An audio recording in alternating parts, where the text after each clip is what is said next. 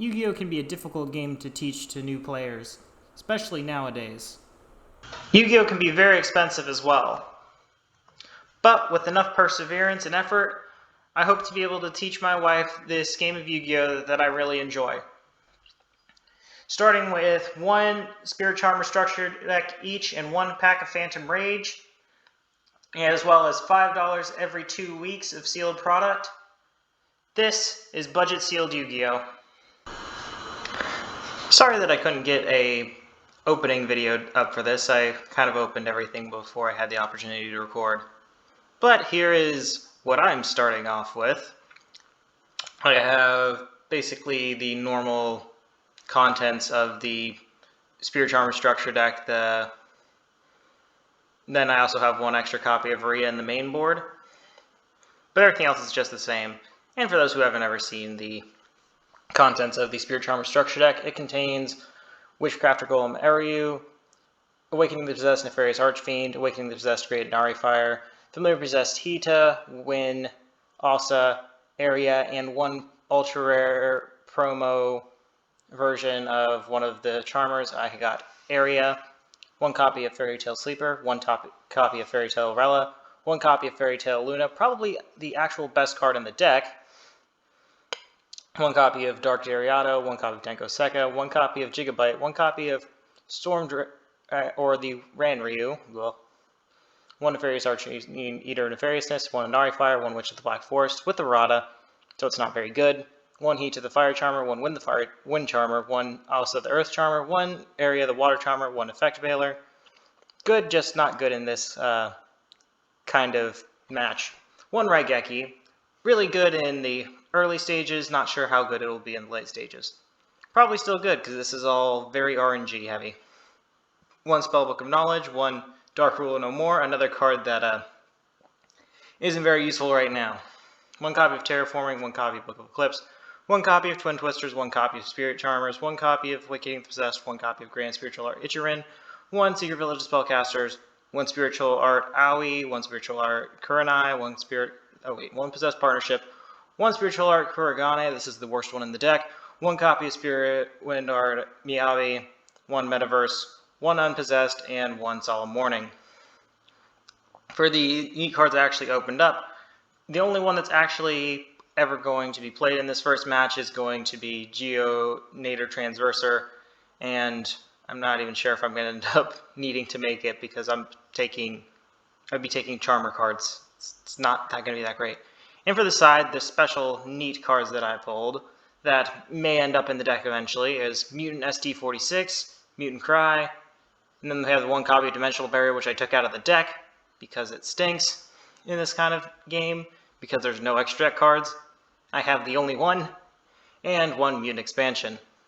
That's it for my list. Let's move on to my wife's list, which I will also be commentating.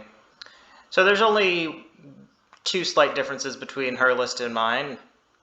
One is that there's no extra deck or side deck. The other is the copies of Gizmek, Mikami, and Elsa instead of Area. Technically that was three things, but the things that are different are so slight that it's not really going to come up in these earlier matches. Gizmek Mikami is just a higher attack value than anything else, and if you have the promo thing, you might as well be subbing 1850 attack beater in sealed only one of structure decks in a pack format. But my wife wasn't feeling confident enough to do the recording for the deck breakdown or the matches. And she might be able to do some in later episodes, but I'll be doing all of the commentary and deck breakdown stuff for the first few episodes at least. But now, on to the match itself. Here we are with game one, and, well, we both opened the worst card in the deck. Without further ado, let's get into the actual match. So the play is going to be normal summon Dark Doriado. I'm going to effect veiler that because a constant stream of 1850 attack point monsters is too strong. I'm going to activate the Spirit Charmers to pitch the trap because it's terrible, and then to search up the one copy of the Possessed Awakening and the Aria. Possessed Awakening is really good because it's going to allow me to start drawing cards. I'm going to then activate a Secret Village of the Spellcasters, and now her spellcaster stuff would be, or her spells would be shut off unless she summons a spellcaster, which she does, but because she doesn't know to put that in defense mode, I'm just going to be able to just start attacking over into it. Feel pretty confident in my ability to take it from here. The one card is a trap, normal summon the Nari Fire, and yeah, again, that's not gonna help, but aside from that, she would have just been dead on this turn anyway. Back with game 2, and well, can't seem to escape the worst card in the deck.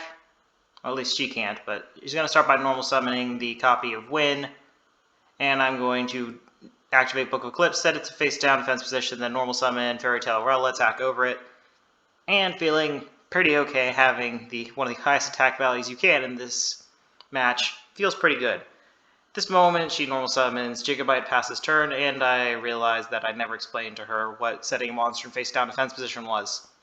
I am such a great teacher. But she's going to search the copy of the Nefarious Archfiend to put in defense position, reorganize her deck to put a bunch of Charmer monsters on top. I'm going to get Metaverse and have 2 copies of Charmers set face down. She's going to be able to normal summon the Familiar Possessed Aria and attack over one of my face downs. In response, I'm going to chain Metaverse to activate the copy of the Grand Spiritual Art Ichirin, temporarily taking control of her Aria and, well, just passing from there. I draw the best card in the deck, that being the Fairy Tale Luna, but instead I'm going to tribute for the Awakened, Possessed, Nefarious Archfiend. Just going to chain the effect of Witchcrafter Golem Aryu to bounce it back to my hand, but I'm going to Raigeki at that point.